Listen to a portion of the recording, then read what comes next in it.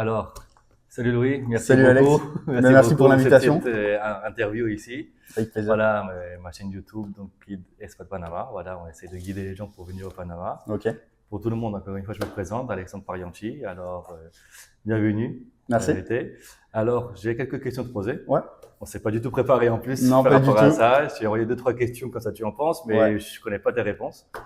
Alors, je vais commencer avec des questions Ouais, à te vas-y. poser pour le Panama. Il y aura des gens qui vont te regarder, qui vont venir au Panama grâce à toi, peut-être. Peut-être. Je vais essayer de donner mon maximum, en tout cas, pour leur donner envie de venir ici. Alors, ça, ce que tu viens de dire, c'est très bien déjà. Alors, petite question. Comment tu as écouté le Panama? Comment tu as pensé à venir au Panama? Pourquoi le Panama? Ouais.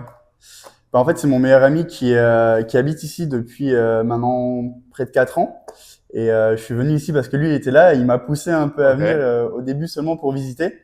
Et puis au final, en fait, j'ai trop accroché avec le pays. Les gens sont super sympas. Le pays est magnifique. Le climat, bon, je pense que j'ai pas besoin de parler du climat, hein. Il fait chaud toute l'année. Même s'il y a pas mal de pluie, au final, c'est Ouais, c'est pas grave. dérangeant. Ouais.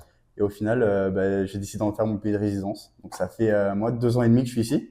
2 ans et demi. Ok. Ouais. Et je kiffe toujours autant. Pour l'instant, bah, moi, mon pays de rêve, c'est les États-Unis. Mais pour l'instant, je Ouais. suis pas prévu de bouger de Panama. Mais bon, des USA, tu es à 3 heures Miami, Voilà, c'est ça. 5-6 heures de New York. Ouais, on Ça est va, très c'est bien pas placé, tant. même pour voyager en Amérique latine, on est très très bien, tout ce qui est Colombie, Costa Rica, Ouais, même tu y les vas? Bahamas. Alors, j'ai fait le Mexique, j'ai fait Saint-Maximin, et j'aimerais bien faire Puerto Rico. Mais voilà, Ouais. l'avantage, c'est qu'on est à 2 heures d'avion, c'est Ouais, très bon, facilement direct en accessible. plus. Ouais, Et la Colombie, en fait, c'est même pas 1 heure des fois. Ça dépend où tu vas en Colombie, mais c'est 1 heure de ouais. route. Alors là, Costa ça, Rica aussi. j'ai pas encore eu la chance de faire la Ouais. Colombie, mais je pense que toute l'Amérique latine, de toute façon, c'est à visiter. Mais le Panama, tu visites aussi un petit peu, non? Ouais, ouais, Ouais. j'ai fait pas mal d'endroits à Panama. Et bah après, voilà, en ville, c'est là où il y a quand même le plus d'activités, le plus de monde. Ouais, bon. Il y a des très beaux paysages. Dès que tu sors de la ville, c'est la forêt tropicale. Et moi, je trouve ça magnifique, Ouais. en fait. Quand tu sors de la ville, c'est à 20 minutes d'ici. 20 Ouais, minutes, même pas. Parce voilà qu'au quoi. final, la ville, elle est pas très grande pour une capitale. Si tu compares à des villes françaises, c'est Ouais, c'est pas. autre chose. Ouais, Ouais, c'est autre chose. Je sais qu'en ville français, tu peux te perdre. ouais. Ici, normalement, ouais, pas 2 journées, Ouais. tu te repères. Tu connais la ville. Voilà, les gens me disent, ouais, l'immeuble vert qui est Ouais. là-bas, tu C'est vois. ça. Ok, alors c'est très bien. Tu es venu ici il y a 2 ans et demi Ouais. par ton meilleur ami. On peut le citer, si tu Bien veux. sûr, ouais, Étienne, il est déjà passé sur il est ce déjà passé. format. Étienne PLC, Ouais, Étienne. ouais, Étienne. Ouais. Alors, tu travailles avec lui aussi Je en même temps. travaille avec lui. Ok. Tu travailles dans quoi spécifiquement? Quelle est ta fonction? Alors du coup, lui, il a une société de création de marque où il a aussi des accompagnements. Il aide les personnes à se lancer, que ce soit sur la création de la société. En fait, il accompagne, il forme les personnes vraiment de A à Z sur la création de leur marque. Donc, Ouais. on va même jusqu'à sourcer les produits avec des équipes spécialisées en Chine. Et là, depuis récemment, on a lancé une nouvelle société dans le marketing digital.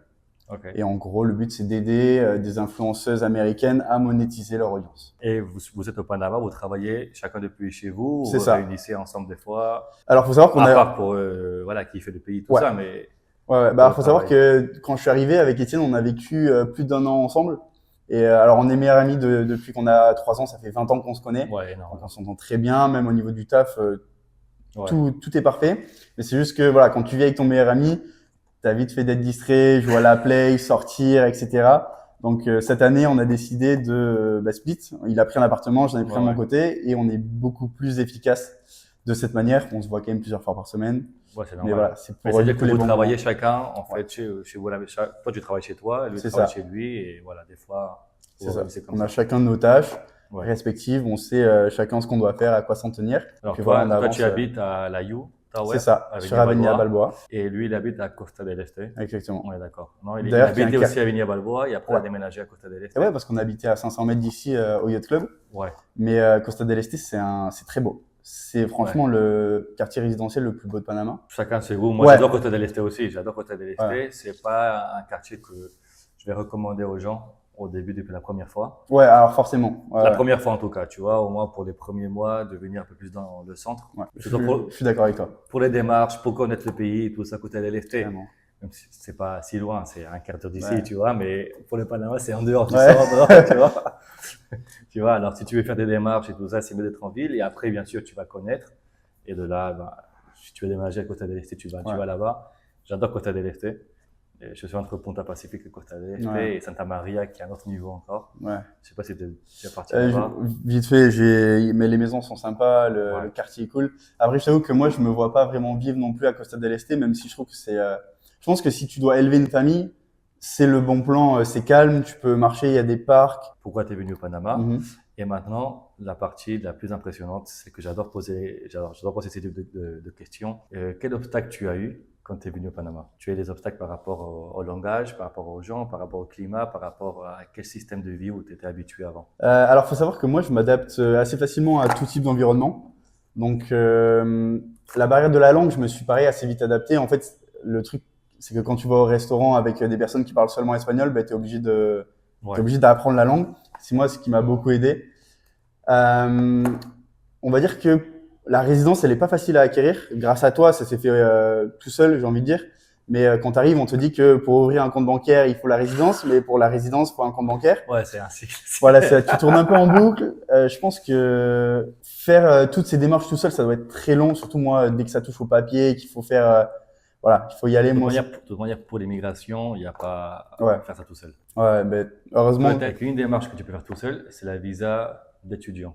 Ok, ouais. Quand tu vas étudier, alors ils veulent aider les étudiants, alors ils peuvent t'aider et te disent tu veux faire ça tout seul. Ouais. Mais bon, de toute manière, ça te prend beaucoup de temps.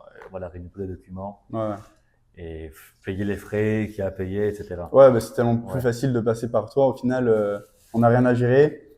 Quand le rendez-vous à la banque, 2-3 documents et le reste, c'est ça. Voilà. Ça. Le rendez-vous à la banque, tu es là avec nous pour faire toute la procédure. Moi, j'accompagne. Ouais. Des fois, j'accompagne pas. Okay. Parce que faut filtrer un petit peu. Ouais, bah forcément. Et les documents, être là, je peux pas me diviser. Ouais. Même pour l'immigration, tu as été là. La première fois, la deuxième fois, non. J'ai mes assistants, bien sûr. Ouais. S'il y a quelque chose qui se passe, on m'appelle, je suis là pour résoudre. Ouais. Mais des fois, j'ai beaucoup d'expats qui viennent en même temps, ou 2 cas, même avec des Panaméens avec qui je travaille. Alors, je peux pas me diviser, tu vois. C'est compliqué. Alors, on essaie d'avoir plus de gens, bien sûr, dans le cabinet. Ouais. Mais voilà, ça veut dire que normalement, par exemple, pour le compte en banque, quand tu me donnes les documents, moi, je vais directement aller à la banque, les présenter, avoir la préapprobation, ils vont t'envoyer un email ou ils vont t'appeler pour venir sur place, ça dépend de la banque, pour pouvoir terminer de gérer tout ce qu'il y a à gérer. Ouais. Mais je vais aider pour que ce soit le plus rapide possible.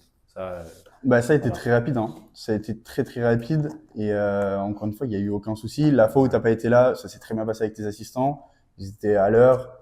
Ils ont fait les choses les plus rapidement possible. Il y avait une petite galère, le mec il a géré ça sans problème en 2 minutes. Donc, parce qu'on ne peut pas assurer que tu vas sortir de l'immigration avec ta carte après 5 minutes. Ouais, forcément. Mais parce que même le système interne, des fois, ils font, ils se trompent des fois. Tu vois, même avec les noms et les prénoms qui ne sont pas communs en espagnol. Oui. Alors déjà, ils se trompent avec ça des fois. Alors, je comprends parfaitement. Et ça, c'est par rapport à l'immigration. Par rapport au compte en banque, c'est facile. Tu sais comment utiliser ta banque en ligne. Ouais, j'ai une application. C'est vraiment comme une application de banque française, en fait. Hein. Tu peux tout gérer. Tu peux faire des virements en instantané. Tu as un compte en banque? J'ai un compte en banque à Banco Général que j'avais fait avec toi. Et j'ai jamais eu de problème. Je suis allé demander une nouvelle carte parce qu'en fait, je pouvais pas faire de paiement en ligne. Et pareil, j'y suis allé, au bout de 30 minutes, j'étais ressorti, très sympa, aucun problème. À savoir, pour les gens qui nous regardent, j'aide pour avoir le compte en banque ouvert. Mais par rapport aux questions spécifiques de quelle carte de compte est mieux pour moi, Visa Débit, Card ou Connect Miles pour les miles. Là, c'est pas un truc que je peux gérer. Tu vois, je suis pas, c'est pas moi personnel à chacun en fait. Hein. Ouais, c'est ça, c'est pas moi la banque. Mais c'est sûr que je peux aider avec la traduction, c'est quelqu'un qui parle espagnol. Dans les banques, pas tout le monde parle anglais. Il y a plein de gens, même des Français, ne parlent pas vraiment anglais. Il y a des gens, on pense des fois que le Panama, on parle beaucoup anglais, mais c'est pas vrai. Il y a le Spanglish, mais c'est pas pareil. C'est pas pareil. Alors, ça, c'est par rapport au compte en banque. C'est une partie qui est délicate quand tu veux venir ici y habiter. La Banque Générale, tu as Yapi pour faire tous les paiements. C'est comme un Revolut avec le numéro de téléphone. En 1 seconde, tu reçois les paiements et tout ce que tu as fait avec les paiements. Justement, on a fait un paiement maintenant de Naturgy. Je ne sais pas si tu veux parler de ça. Ouais, tu peux. Justement, on a fait un paiement de Naturgy pour l'électricité de ton appartement. Justement, ça s'est fait en 1 seconde. Genre, j'ai besoin de ton NIS, ton code et on a fait le paiement en 1 seconde. C'est vraiment rapide. Par rapport à ton numéro fiscal, aussi tu as ton numéro fiscal. Je ne sais pas si tu t'en souviens. Alors je le connais pas par cœur, mais moi je connais, t'inquiète pas. Alors ça, c'est par rapport à ta déclaration d'impôt, tu as ton numéro fiscal. C'est toute la partie de démarche pour t'installer ici. Ouais. Je parle fiscalement parlant, bien sûr, et pour t'adapter, compte en banque, immigration, le fisc. Tu es établi déjà voilà, pas beaucoup de temps en fait. Tout est carré, tout a été fait, on va dire, dans les règles. Tu es prêt pour travailler. Ouais. Voilà. C'est ça. Alors, je sais pas si, tu m'as dit que déjà la partie langage, ce n'est pas un vrai obstacle. C'est un obstacle, mais tu apprends rapidement. Ouais, bah après, il faut dire que le français, c'est quand même une langue qui se rapproche pas mal de l'espagnol. Il y a beaucoup de mots qui sont plus que similaires. Ouais. Puis même les gens ici, ils sont, tu vois, en France, généralement, quand tu vas aborder quelqu'un dans la rue, tu vois vite que tu le fais chier, quoi. Même si tu dois lui demander, ouais, est-ce que c'est cette rue ou quoi. Alors qu'ici, les gens, enfin, ils vont pas hésiter à t'aider, tu vois. Ouais. Ils vont pas aller jusqu'avec toi à l'endroit, mais ils vont faire tout leur possible pour t'aider. Même s'ils voient que tu parles pas bien l'espagnol, ils vont parler plus doucement, ils vont essayer de s'adapter, tu vois. Donc, ouais, ça c'est cool. C'est vrai que les Latinos, normalement, ils sont un peu plus chaleureux. C'est pas quelque chose de nouveau non plus. C'est pas. Non. C'est comme ça. Ici, les gens sont vraiment chaleureux, normalement. Et si tu poses une question, ils vont t'aider, n'importe quel domaine. Avec les banques aussi, des fois, si je suis pas là, ils vont faire Google Traduction pour savoir, tu vois. En plus, ça peut être un peu stressant, surtout quand tu arrives à la banque ou quoi. Tu te dis, putain, je parle pas bien espagnol et tout. Et au final, il y a tout qui se passe bien. Tout qui se passe bien. Ouais. Moi, comme je te dis, normalement, je vais présenter tous les documents en avance. Ouais. Comme ça, l'officier de banque est prêt en avance, connaît déjà ton dossier. Et après, c'est juste à signer. Normalement, les personnes signent le contrat de banque en banque, tu vois. Alors, normalement, c'est juste à signer. Il n'y a pas beaucoup de... Après, je peux expliquer qu'est-ce que tu as signé, mais c'est pas le domaine.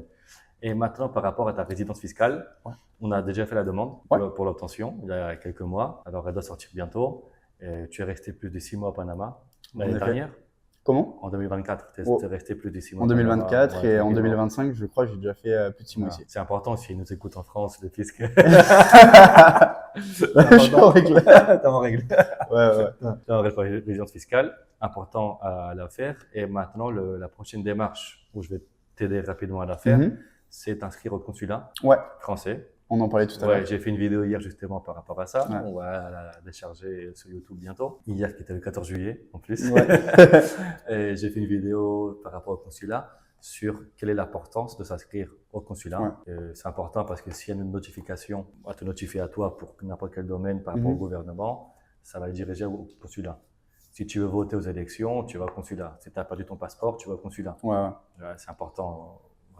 Mais il y a un truc où j'étais quand même agréablement surpris, c'est qu'en fait, il y a quand même beaucoup de choses à prendre en compte quand tu vas faire la résidence et certainement beaucoup de choses auxquelles moi je serais passé à côté. Et au final, en fait, toi, tu es là tout le temps pour dire attention, là, il faut faire ce type de document, là, il faut faire cette démarche. Avec ça, Mais ça, c'est cool parce que même si tu te renseignes en ligne, tu n'as jamais la totalité des informations. Non, jamais. Et sur tu vois, je pense que quand tu t'expatries au Panama et que tu crées des comptes en banque ici, c'est bien que 100% des choses soient carré en règle pour pas que derrière la France puisse venir te... Je parle aussi en plus d'un domaine spécifique qui est la convention qui existe entre la France et le Panama pour éviter la double imposition, la tributation, chose qui est ultra importante. Ne pas payer des impôts en France et au Panama en même temps, ça sert à rien.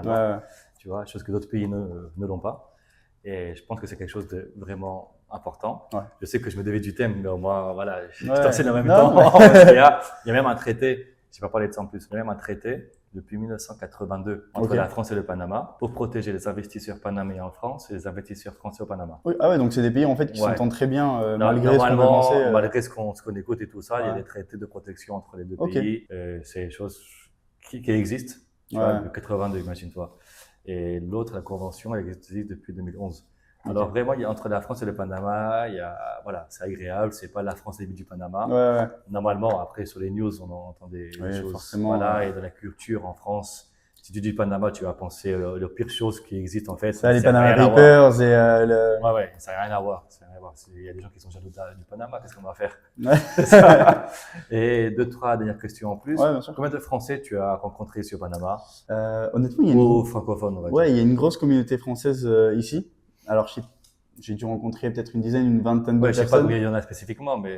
Mais j'ai pu rencontrer peut-être une trentaine de Français. Après, on va dire que dans le cercle que je côtoie, on va être une dizaine avec qui on s'entend très bien, on fait des activités, on sort et puis c'est cool, ça nous fait en fait un groupe d'amis ici à Panama. Comme on est tous loin de nos familles, en tout cas pour la plupart, ça nous permet d'avoir... bien sûr. Puis moi, je suis venu avec mon meilleur pote, donc c'est quand même différent, tu vois, j'ai quand même... Tu as quelqu'un qui te connaît depuis avant, t'es pas seul. Alors que bon, quand tu rencontres d'autres personnes, c'est cool aussi, surtout c'est des mecs qui sont aussi entrepreneurs.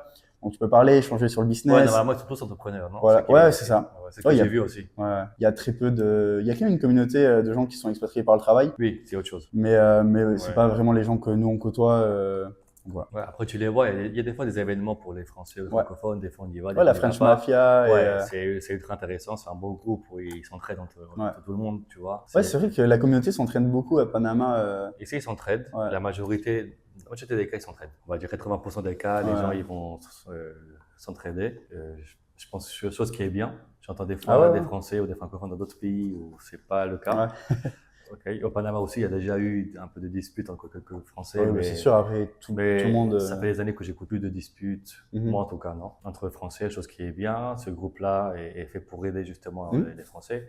Dans ce groupe-là, on est presque 500 Français, ou francophones en tout cas. Je pense qu'il y a plus de Français de toute manière au Panama. Je pense qu'il y a, je sais pas combien de Français, mais il y en a plus de 500, je suis sûr. Oh, moi, ça me choquerait pas non plus. Voilà. Il y en a plein qui viennent de plus en plus et ils habitent pas qu'à Panama City. Ils vont habiter dans d'autres villes. Je sais pas si tu as connu des Français à Coronado, à Bocas.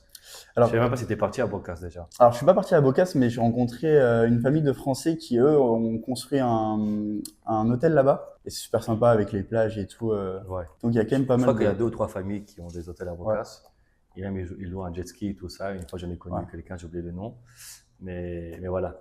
Alors, je pense qu'on a parlé un peu de tout. Je sais pas, tu veux dire, dis-moi quelque chose? Non, je voulais te parler en termes d'activité. Parce que c'est vrai que c'est pas très connu en termes de tourisme, mais on peut se dire que voilà, tu fais vite le tour. Mais en réalité, il y a énormément d'îles à visiter. Il y a la forêt.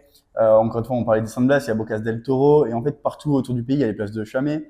Ouais. Enfin, en fait, voilà, il y a beaucoup d'endroits à aller voir. C'est parfois un peu compliqué. Voilà, il faut prendre un Uber pour sortir de la ville ou quoi. C'est mieux prendre la voiture. Si tu vas à Chamé à 1h d'ici, c'est de prendre la voiture. Ouais, c'est sûr. Mais au final, ça coûte quoi? Ça coûte quelques dizaines de dollars de louer une voiture ici, parce que le loyer, enfin le salaire minimum, il est tellement bas que le coût de la vie. Ça dépend. Je crois qu'aujourd'hui, tu peux trouver à 25 dollars.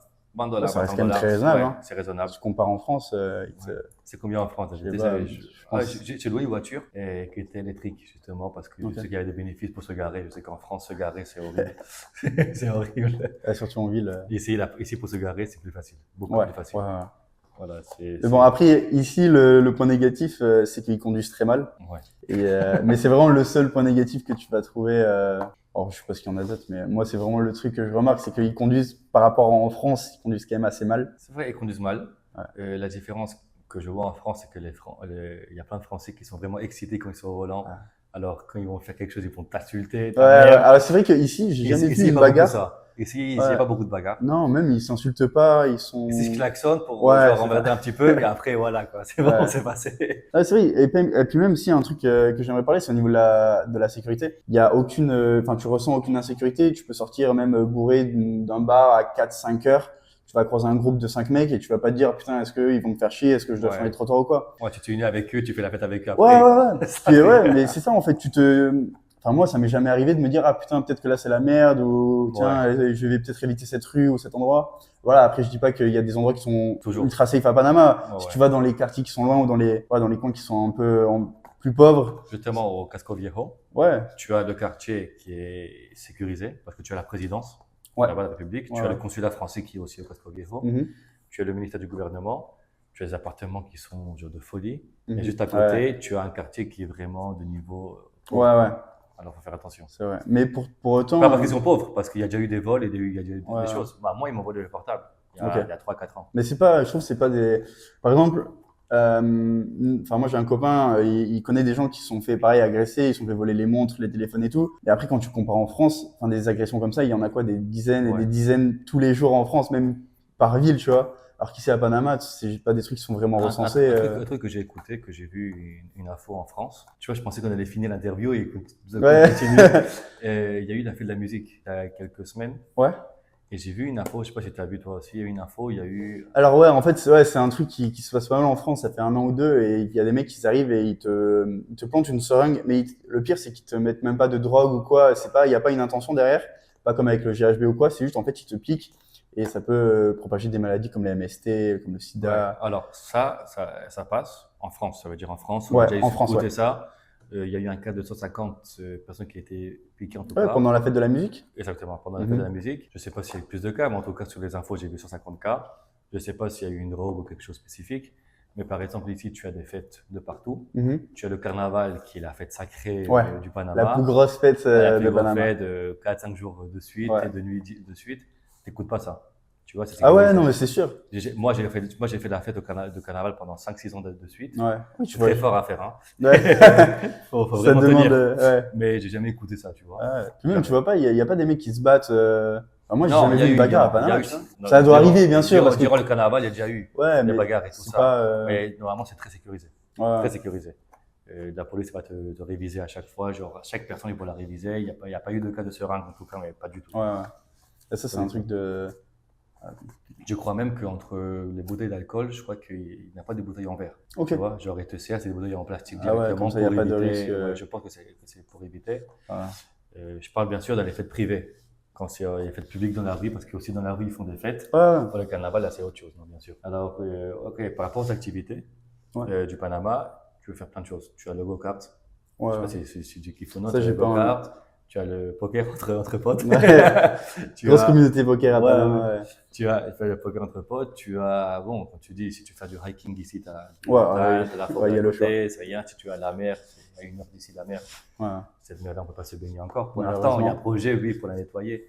Mais à 1 heure, ça va. Ou tu vas à San Blas. Les San Blas, c'est, C'est je pense, le plus magnifique. bel endroit. Ouais, C'est vraiment quand tu fermes les yeux et que tu t'imagines l'île déserte, c'est ça. c'est ça. Tu peux pas faire plus accurate. Ouais.